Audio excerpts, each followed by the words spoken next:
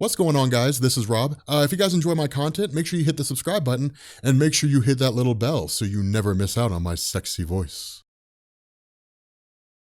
Okay, so we are picking up with the hunt for, or I guess really the search for Tony Stark. This is a big story. This is something like 8 issues long or something like that. And Bendis doesn't usually do stories that long. For those of you guys who don't know, more often than not in Marvel Comics, most story arcs are about 6 issues long. For Iron Man, this comes after the events of Secret Empire. Now, of course, Secret Empire, as most people know, is one of my favorite stories ever when it comes to the character of Captain America. Well, really, it actually goes as far back as Civil War II, when Tony Stark was basically killed by Carol Danvers. Essentially, Tony Stark had just kind of been in a catatonic state. He was just in a coma, and that was it. And it was a way for Marvel and Bendis to basically put him on the back burner and then, bring in Riri Williams as a character who I absolutely loved. But the fact remains here, when it comes to Tony Stark being in a catatonic state, there were a couple things that happened. The first was that you really saw Amanda Armstrong and Mary Jane Watson picking up at his place. And we'll talk about them here in a second. And then you picked up with Tony Stark basically turning himself into an artificial intelligence and then basically becoming the trainer for Riri Williams when she became the new Iron Man, more or less, when she was Ironheart. And so what this does is this initially picks up essentially at the Stark Expo, this whole, event that Tony Stark puts on, year after year in order to bring together some of the greatest minds. Now, Amanda Armstrong is really the one leading the charge on this whole project since Tony Stark is gone. Now, Amanda Armstrong was introduced as part of International Iron Man, and that dealt with the idea of Tony Stark tracking down his actual biological parents, because that was a holdover from Kieran Gillen, who had introduced the secret origin of Tony Stark and revealed that Howard and Maria were not actually his biological parents, and instead he was adopted. And so Bendis had kind of continued that trend going forward in the future of the Iron Man stories. And so in International Iron Man, he tracked down his actual mother, who was basically a rock star from the 80s. And then we still don't know who his biological father is, or at least we know now that the story's finished, but at this point in the story, we don't know. And so basically Amanda's kind of going through and saying, hey, look guys, we're putting on this whole Stark Expo because it's what Tony Stark would want. But from her perspective, this is a really crushing experience. And the reason why is because by and large, she never really got to know her son. And when it came to Tony Stark introducing himself and meeting Amanda for the first time, it was, hey, come back over here to Stark Industries, basically become the new CEO, which is something that he had implemented after he had essentially died. That was part of his, his last will and testament, but she never really got to know her son. Now, her and Mary Jane Watson have really been running the show ever since. Of course, Mary Jane Watson's involvement came by way of a combination of Dan Slott's Spider-Man and Brian Michael Bendis' Iron Man. But the idea here is that between the two of them, they're basically fending off the board of trustees. The board is trying to take over control of Stark Industries since Tony Stark isn't there. He was really the one person keeping them at bay. And so because of the fact that Tony Stark might as well be dead for all intents and purposes, she ends up bringing in Riri Williams. Now, at this point, we transition to a guy named Eric Lynch. Now, Eric Lynch is one of the higher ranking members of the board, but he's one of these guys who's really been kind of pushing the way for the board of trustees to be able to take everything over. And it's really just kind of lying in wait and saying, hey, look, it's only a matter of time, before you guys screw up. What's been going on really off panel and behind the scenes here is that Eric Lynch and the board have been exhausting every conceivable legal option they have. And essentially what it's come down to is that because Tony Stark has been gone for so long, and because the company really is supposed to be owned by Tony Stark and the person who owns it isn't there, that gives all authority to the board of trustees. This is essentially a hostile takeover. Now, at this point, we transition away from Riri and all that kind of stuff, and we focus on Dr. Doom. Now, this is where things get a little crazy, is because what you had Invincible Iron Man, and then you had the new Iron Man with Dr. Doom. And with Infamous Iron Man, this story arc that took place with Dr. Doom, because there were two distinctly separate books, when it got to the end of International Iron Man and it got to the conclusion, basically going into the end of the end of Secret Empire with Bendis's Invincible Iron Man, he combined the two together. And that's why you see two distinctly different art styles, because as far as most everybody's been able to guess, they were supposed to be two distinctly different books. But with Bendis basically getting out of Marvel, handing the reins over to whoever it is that comes next, the result is that they were just kind of crammed into a singular book. But the idea here is this is really more of Bendis's take almost on the events of New Avengers. It's kind of a way for him to sort of bring that back. Now, for those of you guys who don't know what that means, back in the day, with Avengers being one of those titles that was ailing, because a lot of people think Avengers has always been successful. It's actually not true. Throughout the 90s, the only real successful titles Marvel had were Spider-Man and the various X-Men related titles. When the Avengers title was canceled with Avengers Disassembled and then relaunched launched as New Avengers, the first story arc was called The Raft, and it dealt with the idea that the villain Electro had been contracted by Elektra to essentially break all the prisoners out of the raft. And it was a way to kind of bring the New Avengers team together, but this is very much a repeat of that. And the reason why is because at Riker's Island, a whole bunch of people have escaped. Now, this is really just kind of a repeat of that in the sense that you have infamous Iron Man, Dr. Doom, who basically responds, and there's a handful of people who have escaped. Now, we'll figure out who these guys are, but of course, this also sort of ties into the idea that Ben Grimm doesn't really trust infamous Iron Man. Now, one thing to bear in mind here, for those of you guys who have been watching for a little while, this took place before the events of Marvel 2-in-1. So that's one of the reasons why you don't really see Ben Grimm and Dr. Doom on good terms. And they, even during 2-in-1, they weren't really on good terms. But this takes place before that. But switching back over to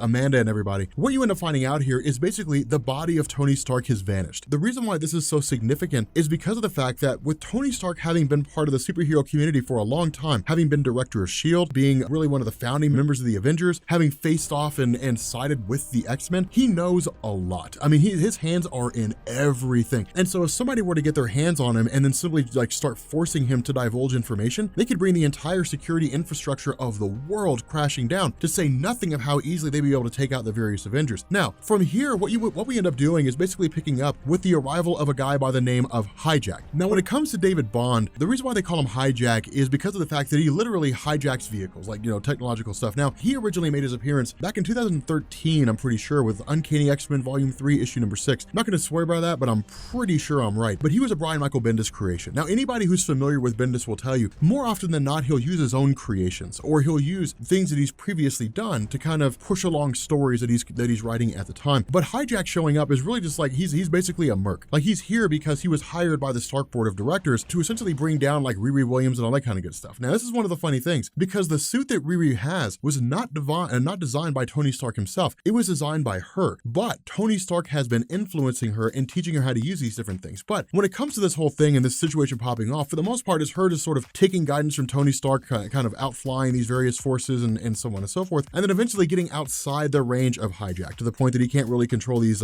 ships anymore. And then ultimately she ends up just kind of crash landing, and or she makes her escape anyway, and then ends up crash landing in her own neighborhood, things like that. Of course, this also comes by way of Mary Jane Watson macing David Bond. of macing Hijack in order to take his concentration away. But it's kind of a cool little thing here. That's one of the cool things about Bendis writing, is that a lot of times he'll focus on smaller characters who normally wouldn't really have anything to contribute, but then gives them something as small as it is, and it just makes all the difference. And again, it's just kind of a way to develop characters. But the fact remains here, when it comes to really to Dr. Doom Iron Man, just kind of an aside, not a great big huge thing. This will become important later on, but basically the guys who were broken out of Riker's Island are essentially like targeting him, really more just kind of like harassing him, bothering him, trying to find a way to like defeat him and kill him. Now, these are small time guys, Living Laser, different things like that. Nobody who was ever really significant. And so what we end up doing is picking up, of course, when Riri Williams crashes back in her local neighborhood, and she's talking to Xavier. And that's one of the cool things I like about Riri's character. For the most part, I've always loved her. Like, I always thought the development behind her was awesome, but she's also like this young girl. And when you're looking at someone like her who is trying to step into the role of becoming the new Iron Man, it is kind of funny because you have a tendency to sort of forget she's a teenage girl, which means she goes through teenage girl phases. There's all those small little things, being nervous around boys, boys that she likes, different things like that. And it's kind of a cool moment. But once she gets inside, we basically end up finding out that like her home is being rummaged through by like essentially,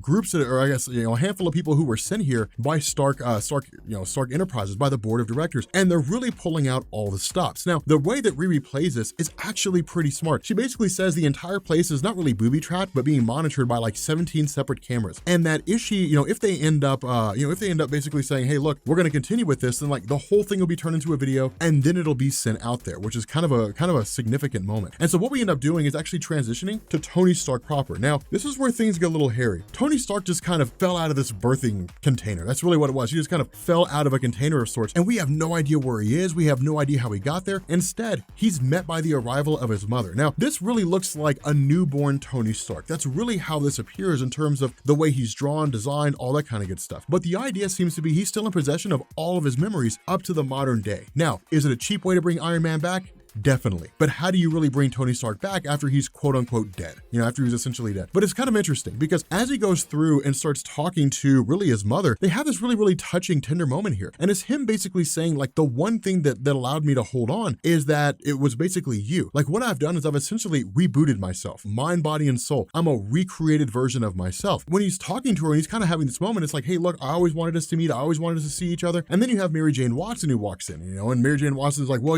they're on their way. Everybody's showing up here. Everyone's been looking for you. And then he's met with a full contingent of the Avengers. I mean, everyone, like Riri Williams and Moon Knight and like Storm and Vision and all that kind of stuff. The X-Men are there. I mean, it's like the entire Marvel superhero community because of the fact that he's such a significant and important member, only for us to find out that James Rhodes is also there. And this is when we start to realize the whole thing is an illusion. It's basically a dream that he's having. And the reason why is because James Rhodes is dead. James Rhodes died, really in the lead up to Civil War II. And so it's kind of a cool moment here. It's actually kind of interesting because when you're talking about this return of Tony Stark, it would have been a pretty easy situation to just say, and now he's back, done, and it's like a 2-issue story. But to see Bendis kind of drag it out and sort of, invoke all this character involvement is interesting because then what we do is we basically pick up with the arrival of Parker Robbins. Now, Parker Robbins was a character created by Brian K. Vaughan. He originally appeared in his own solo series called The Hood. And he's one of these interesting guys. He's not really on the level of Doctor Strange, but he's not a baseline human. He can kind of manipulate magic to a degree, and he basically fights demon energy or shoots demon energies from his guns. The difference here with The Hood is that he's actually achieved a lot of pretty significant things in terms of his supervillain career. I mean, he was inspired to become a supervillain. That's one of the reasons why he does what he does. But he's essentially really good at forming what is, for the most part, like the Masters of Evil. For those of you guys who don't know, back in the day, the Masters of Evil, if I remember correctly, I want to say it was a Roy Thomas creation. But anyway, it was basically an alliance of the most notable villains at the time that were basically villains of the Avengers. The rosters sort of changed over the years when it came to the Masters of Evil. But with Parker Robbins forming his own kind of army, the roster also changed as well. But that's why you see small-time guys like Living Laser, because the Masters of Evil were people like Radiation Man, Ulysses Claw, small-time villains that even at that point in time weren't super relevant. They weren't really that big of a deal. But basically, Parker Robbins shows up and like turns his guns on Dr. Doom. And so it's really kind of one of these things where Bendis leaves us on like a minor cliffhanger, like a small little cliffhanger. And so what ends up happening here is Amanda starts to put 2 and 2 together, right? The mother of Tony Stark starts to put 2 and 2 together, and she's talking to like all the Avengers, like the Mighty Avengers and the whole 9 yards. I mean, it's like it's Black Panther, it is Luke Cage, it's Spider-Man. I mean, it's all these different characters. And the response is, we have no idea where Tony Stark is. No one can find him. This guy's off the radar. Now, this is kind of a cool thing, and it's actually an important thing to remember. And the reason why is because when it comes to someone like Tony Stark, when he was director of S.H.I.E.L.D., while he wasn't necessarily on the same level as like Nick Fury, he still has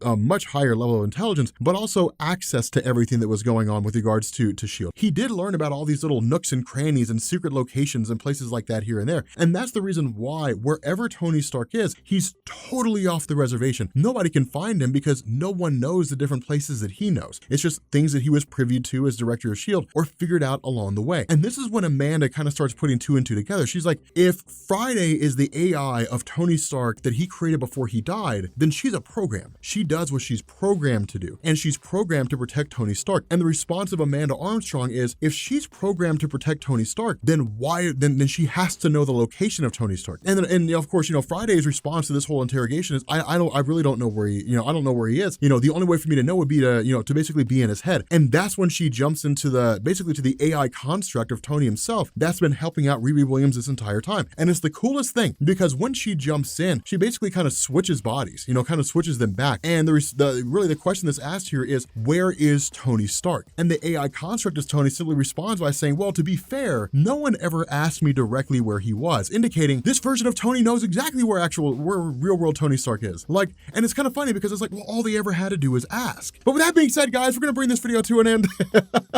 If you are new here to Comics Explained, make sure you guys hit the sub button and become part of the Rob Corps. If you guys enjoy this video, make sure you drop a like. And yeah, I will catch you all later. Peace.